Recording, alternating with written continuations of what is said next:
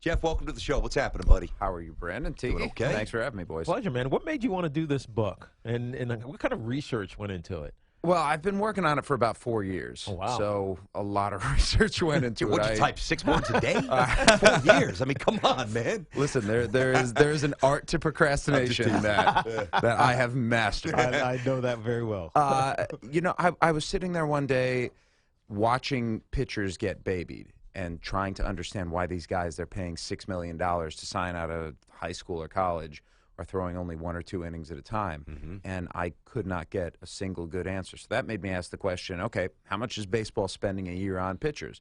And the answer is more than $1.5 billion. And if they're spending more than $1.5 billion on something they don't understand well enough to do it and keep guys healthy, something is very wrong there. And so that was the thread that I pulled, and what ended up happening 350 pages later was this book. Now, a Hall of Famer, John Smoltz, had this to say: "This is the most important baseball book in years, not just for major league pitchers like me who had Tommy John surgery, but for every parent who has a child with a healthy arm. This is an epidemic that can be fixed. The arm is a great first step." Now, my kids love, my boys at least, love baseball, and they play baseball right now. They both pitch between they're 13 and 12, so it's not like they're, getting innings limits and things of that nature. See, though, here's the thing.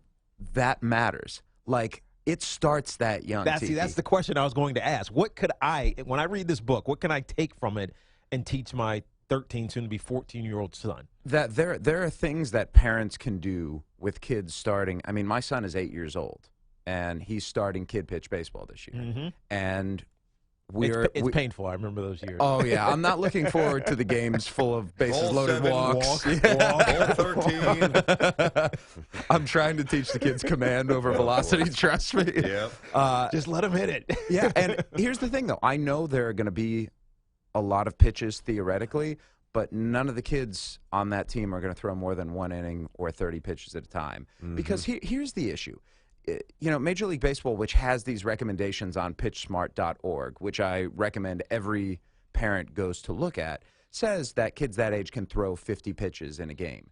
To me, though, what is the point of pushing an 8 or a 9 or a 10-year-old into this competitive space when, frankly, all we're looking for at that point is development? It's a matter of priorities. Yeah. And I think competition is great when you're 15 or 16 or 17 or 18. But so many of these injuries happen because kids are trying to throw really hard when their bodies are not ready for it. But a lot of people would argue here, Jeff, that those seeds of competition are planted when you're 8 and 9.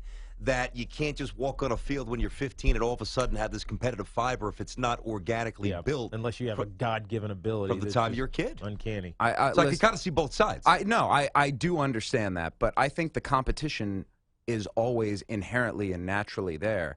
I just think that it's our job as parents and coaches to tamp it down a little bit and to understand that and to educate them and say, right now, competition is important, but it's not the most important thing. I want you to be healthy by the time you need to be competitive. So to Jeff Passan, who's with us in the studio, and has got this book out entitled The Arm, and obviously an interesting conversation for all young parents, young players. The evolution of the surgery from Tommy John, of course, through now.